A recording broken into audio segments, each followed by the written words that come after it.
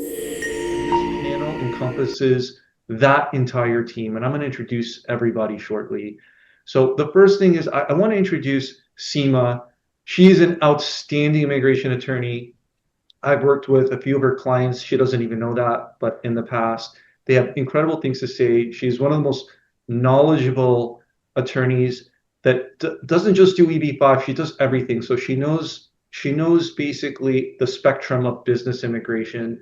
Seema, I don't really do you justice, but can you please introduce yourself? And I'd like to ask a few questions, about what's going on in immigration and EB-5 from a legal perspective, if that's okay. Definitely, Matthew. Hello, everyone. As Matthew said, my name, everyone knows it here. It's Seema Mehta. I run a boutique law firm here from Dallas, Texas. It's called the Law Offices of Seema Mehta. I've been practicing immigration law specifically for 20 plus years, and my primary focus has been investor petitions. So we've been doing EB-5s for many, many years now. Just within these years that I've practiced, I've seen such a huge shift within this investor petition arena. Um, just in last 10 years, I see the global mobility has changed. People have started moving, corporations have moved so much more than before. Simultaneously, all of you all over the world know that US immigration laws evolve every day, every second of the day. We get new directives, new directions. The only constant line is that everyone, mostly everyone that I talk to wants to come here. And as Matthew was just talking about, it remains the country of dreams for many, many people. It is definitely, a good place to be for you, your family, for entrepreneurs, for people in any kind of business. US is one of the best place to be. Now coming to EB-5, Matthew, if you want to talk only of EB-5, then EB-5 of course is one route which gives you flexibility and control as long as you have the money. Of course, this is an investor petition where people are investing an amount of 800,000 US dollars, or on the higher end, 1,050,000. These are two different kind of investments. One is investing in a high unemployment area, which is then subdivided into more categories, or investing anywhere. So if you come in investing anywhere, starting a business of your own, you're going to invest 1,050,000. But the preferable route, which almost 99.9% of the people who chat with us pick, is investing in these high unemployment areas where we have various projects, where we have a lot of real estate project these days, where you invest your money with a corporation that pretty much holds your hand and steers your way through. These corporations or these projects take your funding and provide the attorneys all the documents that we need, and we file your petitions. You have people on one side who are like Matthew, who are an important pillar to this because they hold your hand and show you which is the right project, what are the pros and cons. And then you come to the immigration lawyers, be it me or so many other fantastic immigration lawyers in this field, who then try to ensure that everything goes smooth for you and you get your permanent residency. And then the third prong is the project where you put your money, who has to be someone trustworthy, where, of course, Matthew and the teams like that tell you, who will do good and return your funds at the end of the time. And as EB-5 is evolving, I also see that in the future, maybe in a few years, we start seeing this also as not just an investment for permanent residency, but getting some kind of investment returns also, becoming a better route for everyone. So yeah, Thank you. that's the Thank you, baseline. Seema. Mhm. Thank you so much, Seema. So just based on a few things you said, and I want to help clarify things for the audience, right? We love EB-5, but let's talk about just for entrepreneurs, maybe tech executives that might be on H-1B, like Mhm. some students out right now that are grad students and they want to enter the US market. what are some like high level practical options and why is EB-5 special compared to the other options available? Okay, so we've got various visas. As an immigration attorney, you see that we have visas which start from the alphabet A and they go up to alphabet V. So we've got A, B, C, D, E, F, G, H. You know, it's a long line of immigration options that people have. But on the broader sense, if someone is not in the country, and there are some specific countries which have treaties with the U.S., people can invest and come in on E2 visas, which are called treaty investors. Does not give a direct permanent residency, but it is one of the options that we use for many countries. Some countries where we have larger immigrant population coming from, like say India, China, Vietnam, these countries don't have the E2 option, but majority countries do. You have the L1 option where you have multinational organizations. I give examples of American Airlines, though that's not a good example. I should be giving examples of small corporations, but that's just to say that, okay, American Airlines has offices all over the world. So wherever you are, they can move you from your home country to the US.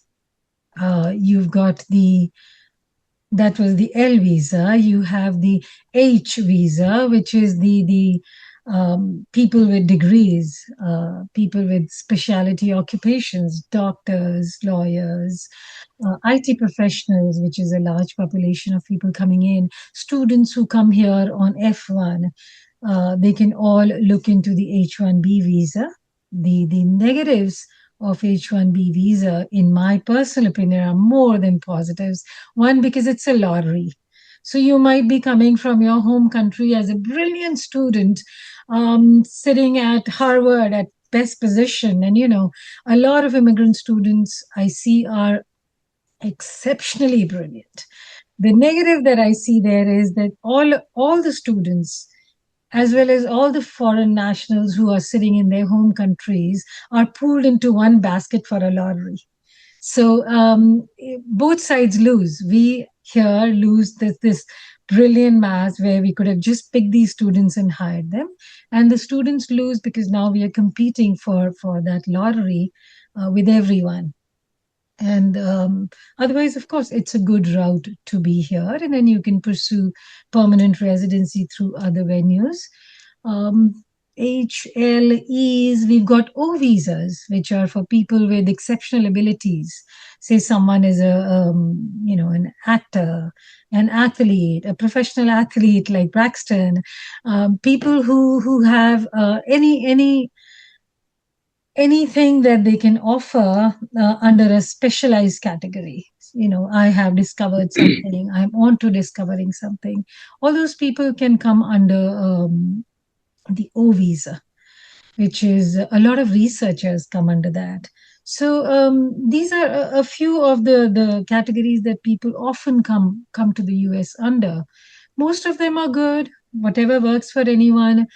I again move back to investor petitions, not because I primarily work with those, but because that is the direct route towards permanent residency for people. All these visas that I talk about just bring you in as a employed worker or a person who's set up a business, and they do give you options of renewing these visas. Some of them have restrictions. Say you came in on an L1A, you have a restriction, you can only be here for 6 years. Say you are on H1B, you have a restriction of 6 years again.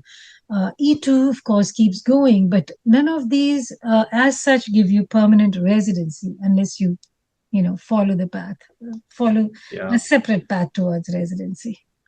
That's really the key. Like we really just want to help a lot of people access this market and be able to live their lives here. But especially in this environment, even those options are getting more restrictive, I would say. And it's a great tool to find other visas to get your foot in the door. But EB-5 remains really one of the only practical solutions via just a direct path to be able to get your green card. So, that's why we really put a lot of attention into this program. So, Seema, there's so much going on right now in immigration, right? Like I know certain countries, like they're even oversubscribed or about to be oversubscribed and about to hit something called retrogression. So I'm just going to unpack a few things here and maybe you can highlight. But, you know, EB-5 is great because one investment can support an entire family with children under 21, but certain countries can take longer than others. And there's something known as retrogression coming, right? What's going on with people that have to deal with retrogression? What is retrogression? And how do we protect maybe children from being supported in this petition timing wise? Okay, so I see this is a lot of questions in one. Yes. So the first thing first, um, I guess the last word I remember is retrogression. So what is retrogression? Is that every year the U.S. government issues a certain number of visas, and when these visas finish, the line increases. We have 10 visas under a certain category, and say 12 people file for that visa. The 11th and the 12th person would hit retrogression. So retrogression essentially means more demand and less supply, lesser visas and more petitioners. So under EB-5 too, earlier, EB-5 was a category where there was no retrogression. I do want to go back to those dreamy days where 3 months down the road we used to get permanent residencies for people. Now, a lot of people file the investor petition. Earlier, people were not aware. Now, after 2015, we've seen this huge surge in EB-5 investor petitions. So, what happens is people from, say, a certain country, be it China or India or Vietnam, as I had earlier said, we have a larger population filing for investor petitions from here. And the number of visas available for these countries, once they finish, the category goes into retrogression. So by retrogression, it only means that once you have filed your petition to get your permanent residency through this investment, the permanent residency per se takes longer than the expected timeline. So you file today and your category retrogresses, you'll be waiting for a tad bit longer to get your permanent residency. You Does it mean you cannot file the petition? You can file the petition. You will file, you will get into line. When we file any petition, whether it is EB-5 or any kind of immigrant petition or a non-immigrant immigrant petition in the US, the day you file the petition and the USCIS receives your petition, you are assigned a date. That date is called priority date. When a category, here we are talking about EB-5, when a category retrogresses, how do you know that now you are retrogressed or not? You take that particular date, the date on which you filed, and you look at what is called a visa bulletin, which is published by the Department of State every month. You go into the visa bulletin and you see what are the dates running currently for your category. So for all this, it all sounds Dutch to me. Also, if I was not an immigration lawyer, for all this, you have your immigration attorneys, and I'm sure in many instances, broker dealers and all your project teams. Everyone is aware of what these things are, and they hold your hand. They tell you, okay, this is what the visa bulletin is, and this is how it looks. This is where you are at precisely right now. If any of all of you would go on to Google and say Visa Bulletin December 2025, you're going to get this screen with this PDF document which will show you that the EB-5 category it shows the alphabet C ahead of the EB-5 category, which means this category is current, which means that everyone who is filing now potentially is under current status, means a visa is available for them to get their permanent residency, which Yeah, might no. change pretty soon. Yeah, and that's really what makes this like really important, right? It's is this program is amazing and Hmm. changes are imminent to come. So that's why we're trying to get the word out quickly before retrogression does happen while spots are still available. So, Seema, just a few other things I want to unpack with you, right? Like one of the benefits from EB-5 is if you're in the US already and you have status, you can invest in EB-5, do adjustment of status, and be able to Hmm. get work authorization until it's processed. Uh, could you explain that? And I know there's a lot of really changes into this that maybe we can educate everyone here on. Definitely. So I again, when we get onto any panel, my query first is always how many people do we have who are in the US? People who are listening to us here, are they all here in the US? Is the majority here in the US? So the EB-5, the EB-5 went under a reform, and we got new laws situated in 2022. And from 2022, the beautiful part of EB-5 now is that you can do what is called a concurrent filing. Before 2022, we could not. Before 2022, we had other positives. Right now, we've got this as a huge, huge, huge benefit to anyone filing an EB-5 petition, which is that you can file a concurrent adjustment of status petition. Today, you file a request for EB-5, meaning that, okay, here is my 800, and please qualify me as an investor. Simultaneously, we file an adjustment of status package as long as you are in the US on a valid status. The valid status could be anything from all my alphabets. We do have restrictions in some visas, which I don't have the time to explain right now. But yeah, if you have a valid status, we can do adjustment of status. Adjustment of status is essentially saying, I'm here on an H-1B. Please make me a permanent resident because I have also invested. The benefits of filing the adjustment of status concurrently would be that adjustment of status has these allied benefits, wherein you can file for EAD, which is your employment authorization, and advanced parole, which is the authorization to travel internationally. So you get these two benefits. The employment authorization is my gold card.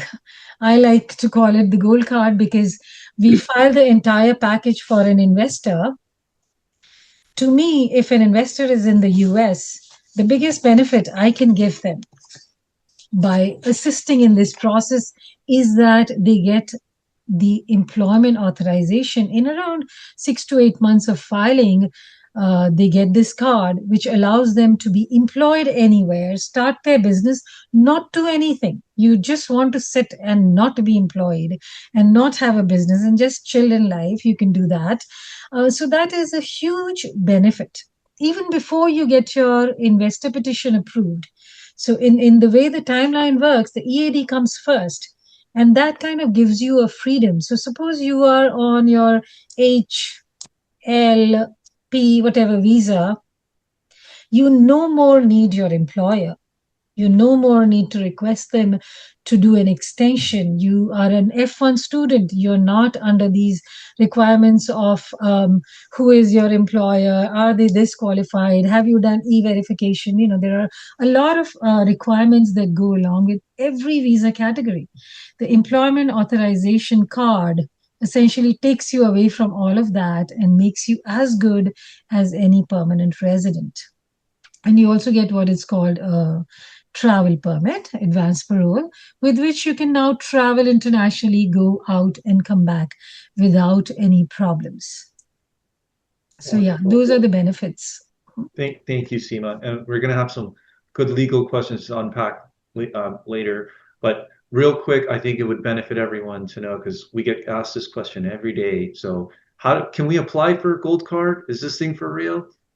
No, and I shouldn't intervene, but I just somehow saw this question that do I get EAD for my spouse also? Yes, everyone who files the petition gets the EADs. Gold card, yes, gold card is how for I'm not going to give you my age, but for so many years, I have heard how immigration needs to improve, how we need to get better quality. I truly don't know what that means, but better quality of immigrants, this, that, and the other. In the same lines, this gold card, the thought behind the gold card is good.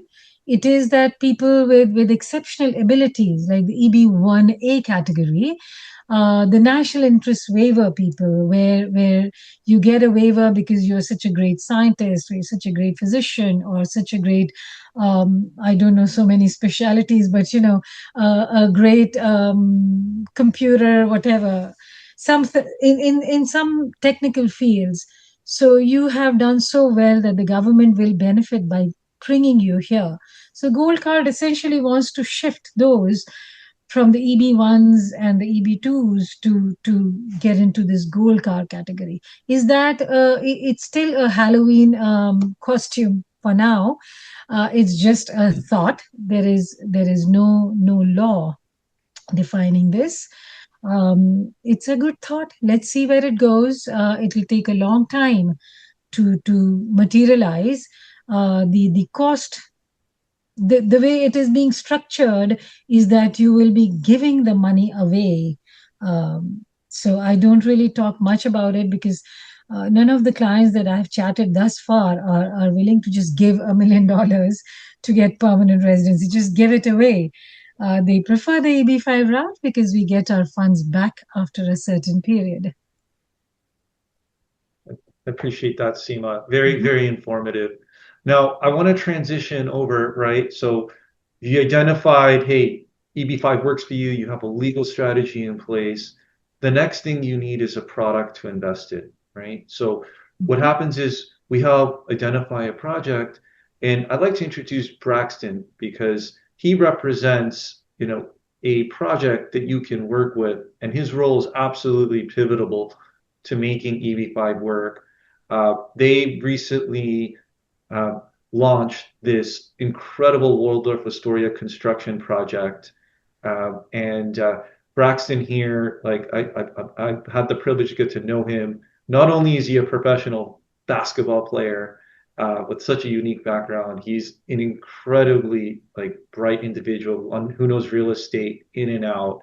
Um, Braxton, I love a little intro for yourself, and more importantly, right, like with this new project that's out in the market, can you tell us a little bit about what makes this project stand out from an EB-5 perspective? Yeah, absolutely. And thanks, Matthew, for having me on and the kind introduction. Like Seema had mentioned, if you decide to pursue EB-5, there's a couple of options. You can do the direct investment route, but if you are one of the people who prefer a little bit more passive, hands-off approach, going with a company like the company I work for, EB-5 Lending Alliance, it's up here somewhere, is a company that works as a regional center where we sponsor projects, whereas we provide loans to real estate developers, and we basically pool prospective EB-5 investors from the entirety of the globe, pool their funds together, and then lend it out, operating very comparable to a bank or a debt fund. What's really interesting about the Waldorf Astoria is when you analyze EB-5, no matter which project you decide to go to or where in the country you're based out of, you're going to have different pros and cons to everything, and everybody's going to value or have different preferences on what they prefer to invest in. However, projects are not a dime a dozen. There's no shortage of projects. However, there is a shortage of projects that sponsor and partner with big box brands like Hilton. There's only a handful of projects on the market that have affiliations or partnerships with company at the size and global prominence of a Hilton, but more specifically, a Waldorf Astoria. For those of you who are familiar, if anybody here has ever stayed at a Waldorf Astoria, it is Hilton's most premier product. It's the best brand, and it's the only subsidiary company Hilton owns that they manage internally. So you get more logistical and financial support with partnering with a company such as Hilton Waldorf Astoria than any other boutique or niche developer. That's the biggest selling point for the project, hands down. As investors, like I had mentioned, everybody's going to have a different risk appetite and different pros and cons and things they value. Some people love a hospitality industry project like the Waldorf Astoria. Some people prefer more infrastructure projects. They view the risk profile differently. For us, for this particular project, we hold three of the primary things, and SEMA could probably validate that a typical EB-5 applicant will look for. The first of which being, we are a senior secured first position loan. When you analyze the capital stack, we're in the safest, most secure position of the capital stack, and your money is inherently safer with a senior loan versus a mezzanine or a preferred equity deal. Plain and simple. The second of which is we are a rural TEA. Now, the deal takes place within Fredericksburg, Texas, which Robert, I'm sure, will go deep into detail about Fredericksburg. But it is technically a rural area, but the area itself is not really rural. It's an hour away from two major metropolitan areas. So you're targeting two major airports and two major infrastructure hubs in terms of overall tourism in general.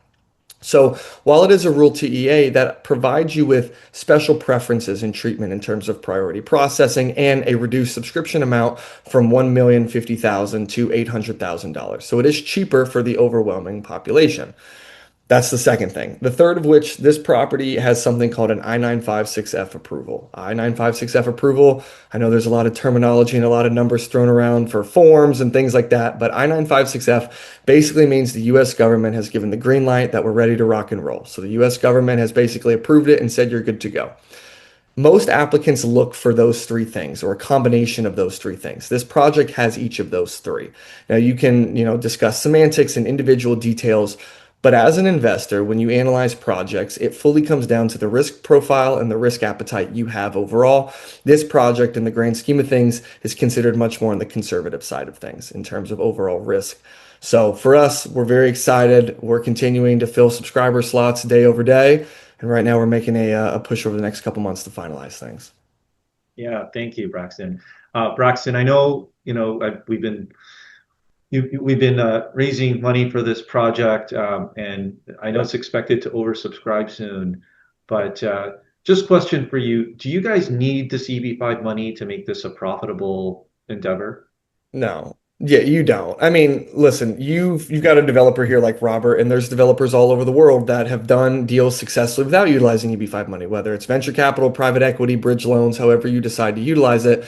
It's not a necessity. However, like everything in life, there's pros and cons. A huge pro to utilizing EB-5 funding is it's typically on average cheaper than utilizing a big box bank or a private equity fund. So it does provide an intrinsic financial value.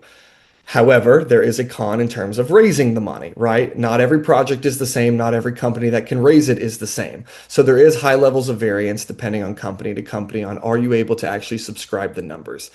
So the question is EB-5 money necessary? Absolutely not. Robert and his entire team, they could have gone and got financing from anybody else and they would have definitely qualified due to their track record.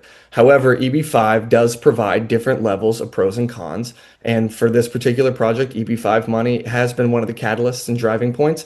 And you had mentioned subscriber numbers. Yeah, the subscription, we are expected to oversubscribe. That ties back to the very first thing I said about partnering with a big box company, Hilton. This is a name that people who aren't familiar, or whether they come to SEMA or any attorney and they don't know anything about anything immigration at all, they recognize one thing and there's a constant, and that's partnering with a company like Hilton. That is a consistent thing throughout the search, and that's why the interest has been so high overall.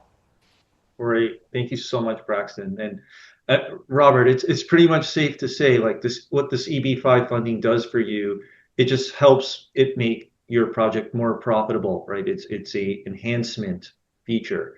So Robert, you've accomplished a lot of things, and I just, it's a real privilege to have you here.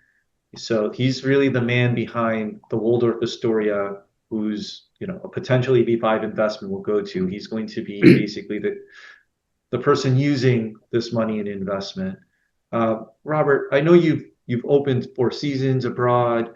You've got projects in Napa Valley. You have hotels in Napa Valley, and you're building this exciting new hospitality endeavor that's going to put, I would say, Fredericksburg in the map. Can you just tell us, because you were so prominent in Napa Valley and in that area, how does your vision extend from Napa Valley to Fredericksburg? And tell us what you see about this location that you're opening this incredible hotel? Yeah, well, thank you, Matt. I appreciate that. And it's great to talk to everybody. It's been an incredible joy to be working here in Fredericksburg. I've been living here for almost 3 years now. I've lived in Napa Valley for the past 22 years. And Napa Valley is an incredible destination. And it's one of these places that's just magical. And what we recognized here, post COVID, started looking around at, where's the next place and why? And you start off being numbers geeks. And I think that we looked at Fredericksburg as a place that functionally, this is what Napa Valley was 25, 30 years ago, where it was in its cycle. And now there's, I think, 12 ultra luxury hotels in Napa Valley and a couple hundred, of all other categories. And the interesting thing about Napa Valley is primarily it relies on the Bay Area drive-to market. Over 50% of the visitors to Napa Valley come from the Bay Area. And that's an 8 million population base that does that. But the difference is that when you are in the Bay Area and you want to drive to a luxury destination, you can go to Napa Valley, you can go to Sonoma, you can go to Mendocino North Coast, you can go to Lake Tahoe, Carmel, Big Sur, Monterey, and a host of smaller places. Outside of that metropolitan area, in those rural destinations that I talked about, there's over 5,000 luxury hotel rooms. And if you compare that to Texas, remember that was 8 million people that were driving that. From where we sit in Fredericksburg, in that same drive-to destination that we just talked about, there's 30 million people. And 4 of the 10 largest cities and fastest growing in the country that can easily drive here. And outside of a major metropolitan area, at this point in time in the state of Texas, there's 110 luxury hotel rooms, and they're all here in Fredericksburg so far.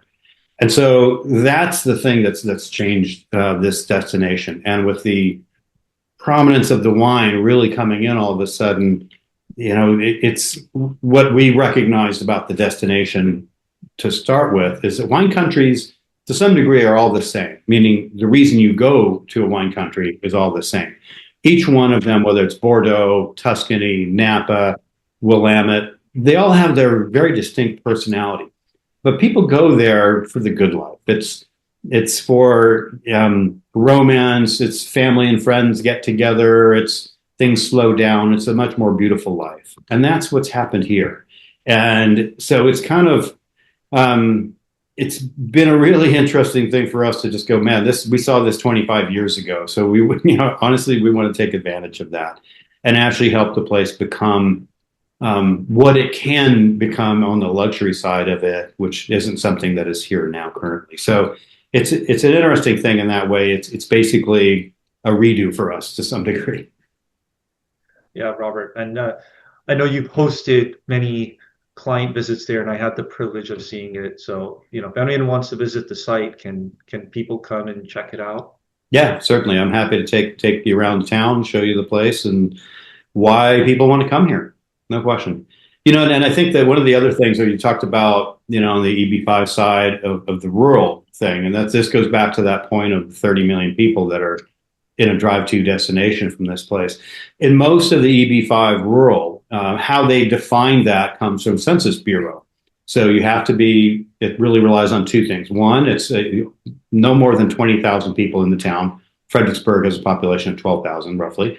Or you can't be part of a major metropolitan, an MSA, major statistical area, metropolitan statistical area, sorry. Whereas Napa Valley, parts of Napa Valley are incredibly rural. And yeah, that is not considered rural. So no project going on in Napa Valley would be able to do an EB-5 rural financing.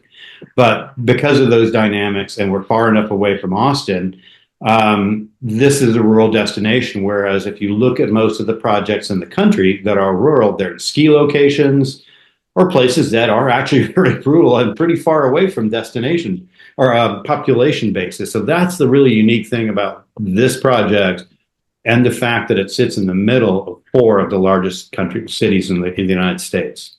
So that's really the entire reason why the drive-to dynamics here are so great. You have 30 million people who do not have to get on an airplane.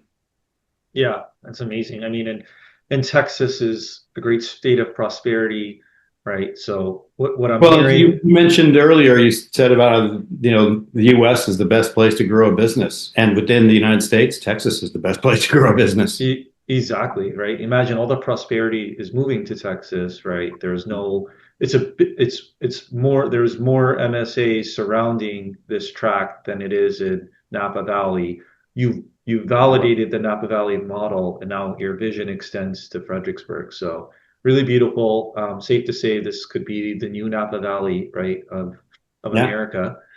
Um, Robert, I'd really love to know, there's a lot of potential immigrants in this panel, right? What does, beyond access to capital, what does supporting immigration mean for you in this endeavor? And I'd love to see, like, because you're supporting such incredible people by letting them invest in your project. What does that mean to you personally? Well, first of all, I'm first generation. My dad's from Croatia, my mom's from Germany, and all came here and getting out of post World War II Europe, met in Milwaukee where I was born. So that's a big thing for this country. It is a melting pot. That is the biggest element of it. But in Texas has become a truly international destination, which I can say it wasn't a couple decades ago. But you look at Houston is the energy capital of the world. Dallas is now, other than New York, the largest financial town in the country. Austin is now the tech boom area. Everything in California is moving there. San Antonio is, it's a biomed, and primarily it's a massive gateway to Mexico. One of the things that I think that people don't understand, that is something you can look into this, and I hope you do, is that Portobello Long Beach has been the biggest driver of imports into the United States, and nothing else is even a close second. But in the past 4 years, the port of entry in Laredo has outperformed LA Long Beach on importation coming in because Mexico has become a massive manufacturing destination, primarily Monterey. Chinese companies are going there because of the U.S. companies all trying to nearshore. After COVID, the fact that the shutdown in an industry trying to get the goods from China into the U.S. became such an issue that people were behind year and a half, 2 years. Now it's all being manufactured in Monterey and all coming up the I-35 corridor into Texas. So there's so many different reasons of why Texas is becoming an international destination. I mean, it is currently the eighth largest GDP in the world. California's fourth, 2.6 trillion GDP, 4.1 in California. But the interesting part about that is that Texas is growing at a 5.8% and California is growing at a 1.7, which means they're losing population and they're all coming to Texas. Well, 80% of people leaving California end up in Texas right now. And so all of these reasons is making this such an incredible place to invest, and why the growth is just going to go crazy. For what we do in our business, you start off being numbers geeks. If the numbers don't work on your market, you're dead from the start. And so this is the place. It's kind of funny. I've asked this question to over 300 people now, and I was asking them, and I ask all of you to think about this. And I mean, economically, where do you think the safest, best place to live or to work in the world is? Over 300 people, they sit around, think about it for 5 to 10 minutes. Every single one of them has said Texas. And it doesn't matter where they're from. They all say Texas. It's been fascinating. Thank you, Robert. Really, really insightful.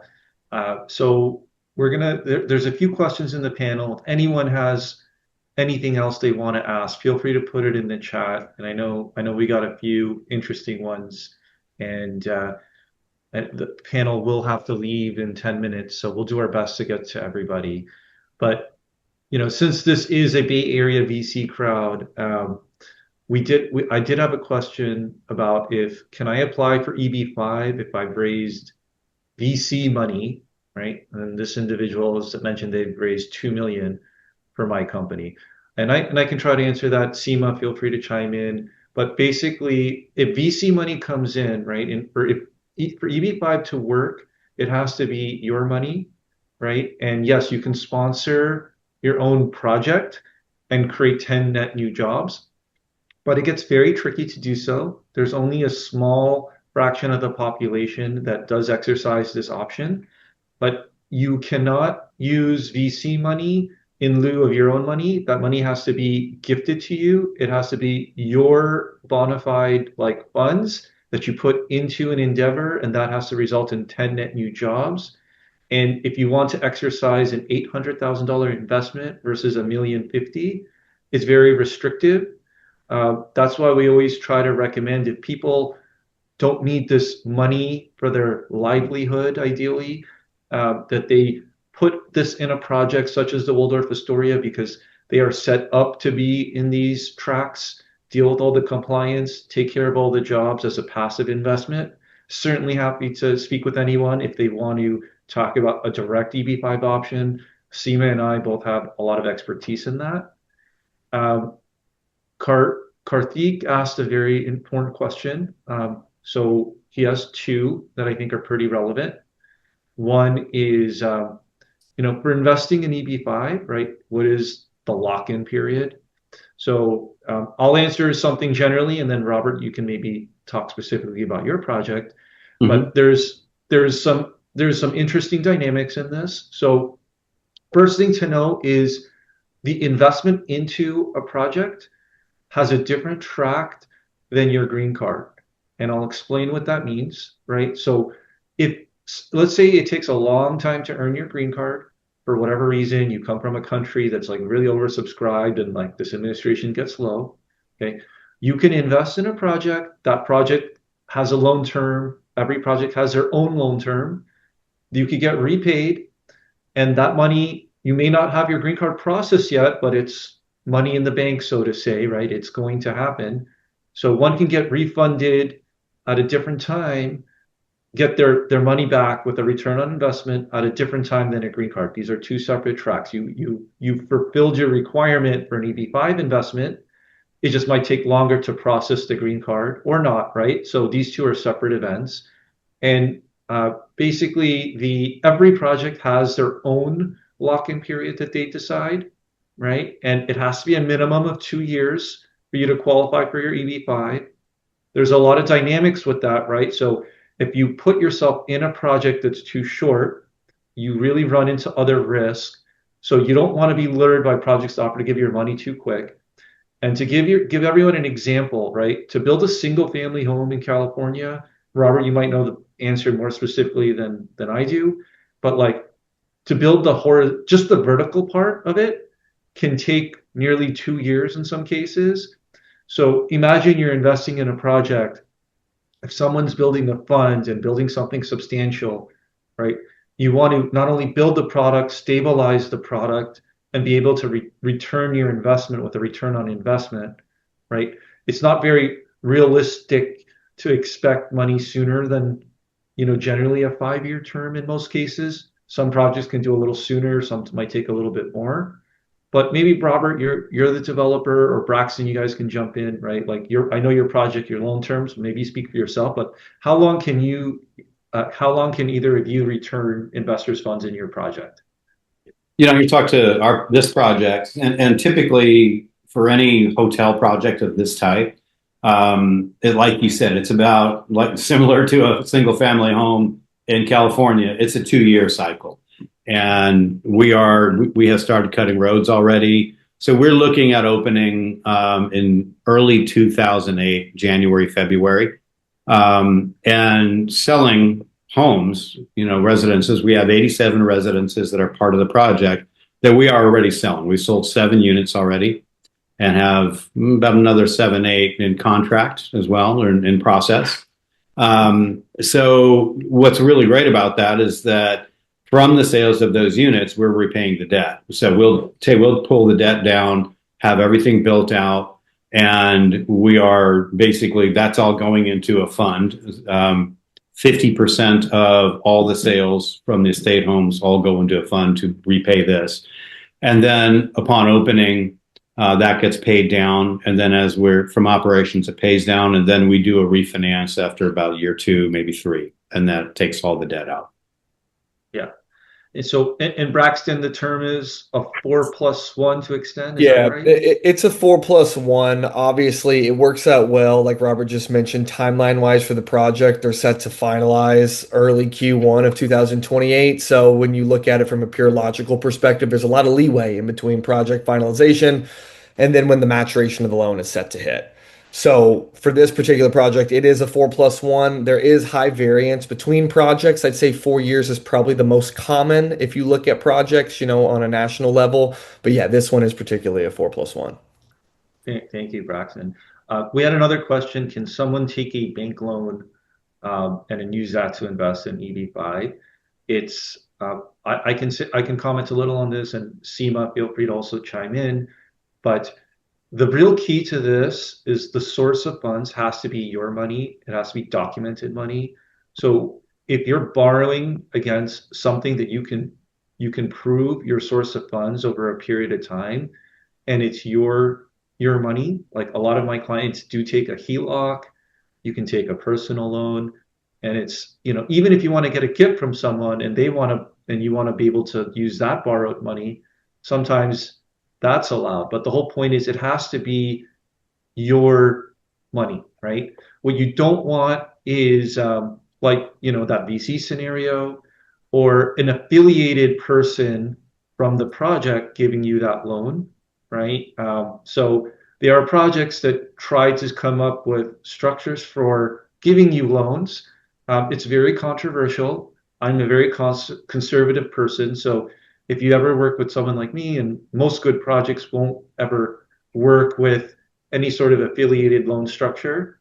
Seema, you're welcome to kind of chime in on source of funds, on loans in particular, if you have anything you want to also add to that.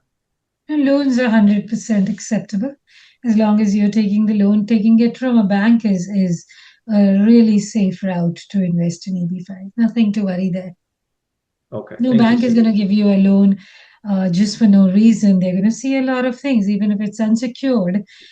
You don't really need to worry. We've done investments of 800,000, full 800,000 as a loan. So don't worry on it. 800,000 as a gift. Don't worry on it. It's just how you do your source of funds. The money should be legal and legitimate wherever it comes from. And before I go, I do want to thank Robert. Robert, I live in Texas. And I know Wonderful. a few years back, each time we go to Fredericksburg, the one thing that came to my mind was, why do we have nothing good? We had these small inns, Right. few places, and my son was at College Station. Each time you go, your child wants to hang out with you for maybe 2 hours, then they're done, and then we have to stay and do something. And Fredericksburg had nothing much to offer other than a few Right. restaurants. And now it's developing fast. So, minus the EB-5 part, also, we are just so glad that Fredericksburg has come up so much, because apart from the big four towns, you also have College Station. Yeah. Right. You No have question. so many people coming every year, so many times to College Station, and Yeah. all of us friends want to go somewhere fun. Right. And My we son lives in have, College Station. see, so we all did go to Fredericksburg many times, but Right. we didn't have good places to stay. Not that You there's know, anything and, bad. and and it's great that you say that, because one of the, for people, on the call here, it's interesting to understand, like all those destinations I talked about in California. If you're Mhm. in a city in the state of Texas, this is like the only place to come. There isn't many places Nothing. to go that have this, kind of luxury dynamic. It's the only one. We are very happy. Absolutely. I'm going to quickly take one more question, and I know we got to wrap up, but someone asked, so they think EB-1A is the fastest route. I just want to clarify, EB-1A is in retrogression, from what I understand, and just some other dynamics. Trump is trying to hack like what's that visa for his potential gold card, which can further exacerbate it. It's a very, very challenging visa. That's why we're really focusing on EB-5. They call that the Einstein visa. So you got to prove extraordinary ability. Not easy at all to get that green card. So, that's something to consider. And someone asked also about job creation, right? If you have to how you have to hire someone, I assume this is for a direct route. Seema, do they have to be U.S. citizens for full time? Like if they're going to Or hire this? US citizens or permanent residents, and a lot other requirements. The reform, the new act has made it tougher to be a direct investor. You don't have the time because I just start talking about all this then, but it has become much tougher to do a direct investment. You talk to Matthew at length and figure this out if you want to go to the direct route, and and EB1 too, very very tough this year. Longer wait time and very tough. So yeah, those are discussions not for the panel because those all depend on the individual and what their requirements are. Thank you so much. I really appreciate everyone's time.